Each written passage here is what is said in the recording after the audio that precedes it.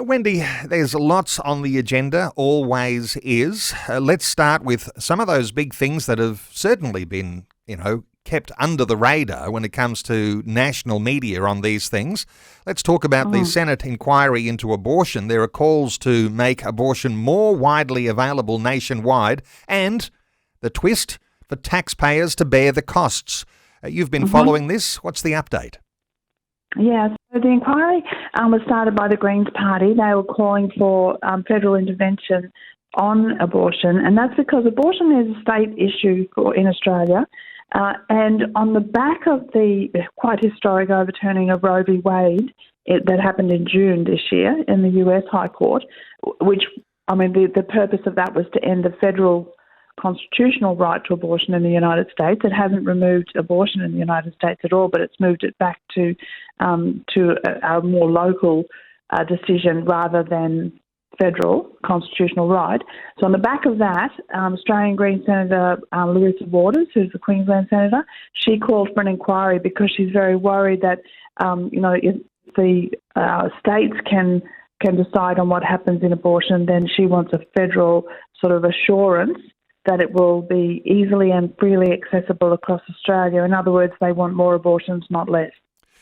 The twist in all of that, the taxpayer funding, and for listeners who might be, aware of the abortion debate, we'd like to think that somehow or other we can separate ourselves from it. But if it is all taxpayer funded, that means our tax dollars are paying for abortion. There's a concern there, isn't there, Wendy?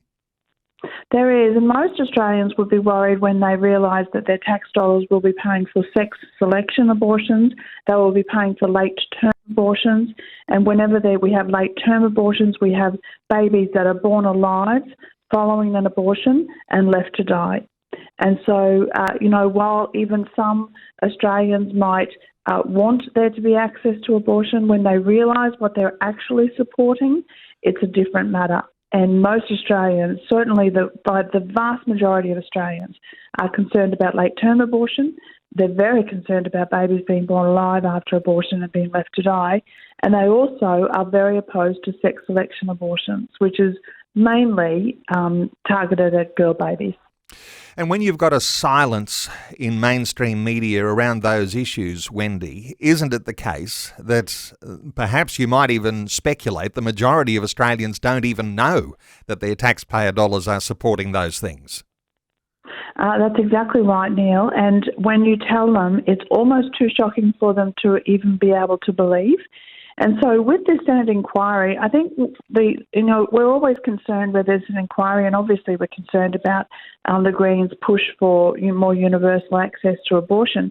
But at the same time, it gives us an opportunity to actually speak truth into the public space. And so we've got to take that. Some people, I think that I'm a bit of a Pollyanna because I tend to see the best side in every opportunity. But I do believe that God allows these opportunities to come to us to be able to speak truth. And so I'm encouraging everybody, even listening today, to participate in this Senate inquiry. You can make a submission until Thursday this week. So this is a limited opportunity. We've tried to make it as easy as possible for people, not by doing just a click here and you support a Senate inquiry, our Senate inquiry, but we've put all the resources on the ACL page. So you can go and have a look at the ACL page. The resources are there to help you make a submission. It can be as short or as long as you like. This does not need to be a big, like a school project. This just needs to be your opinion of whether or not you think Australia needs more access to abortion.